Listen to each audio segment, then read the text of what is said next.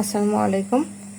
আজকের ক্লাসে আমরা SN1 এবং SN2 বিক্রিয়ার মধ্যে পার্থক্যগুলো দেখার চেষ্টা করব। ফার্স্টে আসি যে SN1 বিক্রিয়া কাকে বলে বা SN1 বিক্রিয়া কি।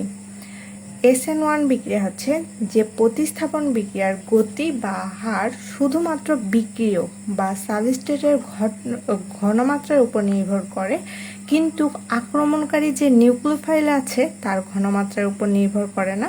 তাকে আমরা SN1 বিক্রিয়া বলে থাকি। আর SN2 বিক্রিয়া, SN2 বিক্রিয়া কাকে বলে?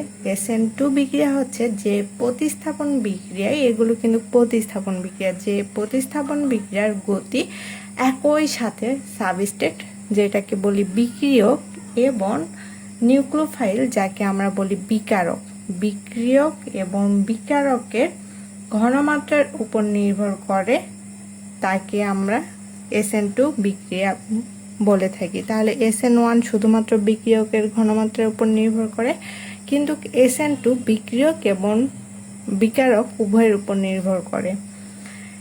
SN1 বিক্রিয়া, SN1 বিক্রিয়া মূলত দুটি ধাপে ঘটে থাকে। প্রথম ধাপে তৈরি হয় সাবস্ট্রেট, সাবস্ট্রেট থেকে লিভিং গ্রুপটি আস্তে আস্তে বের হয়ে যায় এবং ধনাত্মক কার্বোক্যাটায়নের সৃষ্টি করে। এটা হচ্ছে প্রথম ধাপ। এবং দ্বিতীয় ধাপে নিউক্লিওফাইল এসে সেই কার্বোক্যাটায়নের সাথে দ্রুত যুক্ত হয় এবং বিক্রিয়া সংগঠিত হয়। তাহলে SN1 বিক্রিয়া কয় ধাপে সংগঠিত হয়?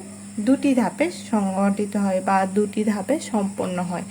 আর SN2 বিক্রিয়া এটি মাত্র একটি ধাপে ঘটে থাকে। এখানে লিভিং গ্রুপ পুরোপুরি বের হওয়ার আগে নিউক্লিওফাইল পিছন থেকে আক্রমণ করে, এর ফলে আমাদের পুরনো যে বন্ধনটা আছে সেই বন্ধনটা ভাঙা হয় এবং নতুন বন্ধন গড়া একই সাথে সম্পন্ন হয়। মানে SN2-তে আমাদের ভাঙা এবং গড়া উভয়টা একই সাথেই সংগঠিত হয়। SN1 বিক্রিয়া, SN1 বিক্রিয়া হচ্ছে এক আণবিক বিক্রিয়া, কারণ এই বিক্রিয়ার হার নির্ধারণকারী ধাপে ধীর গতি সম্পূর্ণ প্রথম ধাপ, কেবলমাত্র একটি অণু বা আয়ন অংশ নেই, এই জন্য এটা হচ্ছে এক আণবিক বিক্রিয়া। SN2 বিক্রিয়া হচ্ছে দুই আণবিক বিক্রিয়া। দুই আণবিক বিক্রিয়ার কারণ কি? কারণ হচ্ছে এর একটি মাত্র ধাপটিতে সাবস্ট্রেট এবং নিউক্লিওফাইল এই দুটো আয়ন বা দুটো অণু একই বিক্রিয়ায় একই সাথে অংশ নেই, এই জন্য এটা হচ্ছে দুই আণবিক বিক্রিয়া। SN1 বিক্রিয়া, এখানে আংশিক ইনভার্সন বা রেসিমিক মিশ্রণ ঘটে। প্রথম ধাপে কার্বোক্যাটায়ন তৈরি হওয়া তার সমতলীয় হয়ে যায়, ফলে নিউক্লিওফাইলটি সামনে বা পেছনে যে কোনো দিক থেকে যুক্ত হতে পারে, এই জন্য এখানে আংশিক ইনভার্সন ঘটে। আর SN2 বিক্রিয়া এটা সম্পূর্ণভাবে ইনভার্সন ঘটে, কারণ এখানে আমাদের লিভিং গ্রুপটি সামনের দিকে থাকে, তাই নিউক্লিওফাইল বাধ্য হয়ে কি করে, ঠিক তার বিপরীত দিকে বা পেছন দিক থেকে আক্রমণ করে, ফলে পুরো একটা অণু ত্রিমাত্রিক গঠনটি ছাতার মতো উল্টিয়ে যায়, অনেকটা দেখতে আমাদের ছাতার মতো হয়ে যায়, এই জন্য এটা সম্পূর্ণরূপে ইনভার্সন ঘটে। SN1 বিক্রিয়া, এখানে আমাদের পোলার বা প্রোটিক দ্রাবক যেমন পানি হতে পারে, অ্যালকোহল বা আমাদের যে কোনো কিছু,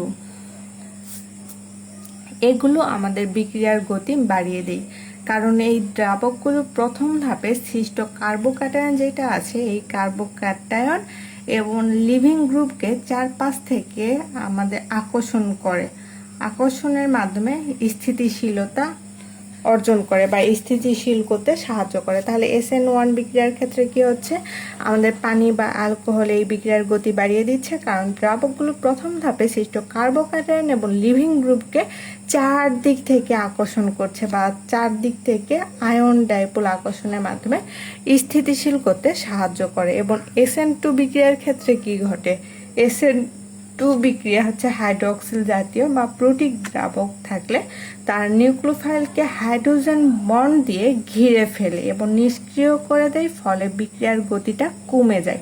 তাই এই বিক্রিয়ার জন্য পোলার আপ্রোটিক দ্রাবক যেমন অ্যাসিটোন, DMSO বেশি উপযোগী, যা বিক্রিয়ার গতি বাড়িয়ে দিতে সাহায্য করে বা বিক্রিয়ার গতিকে বাড়ায়।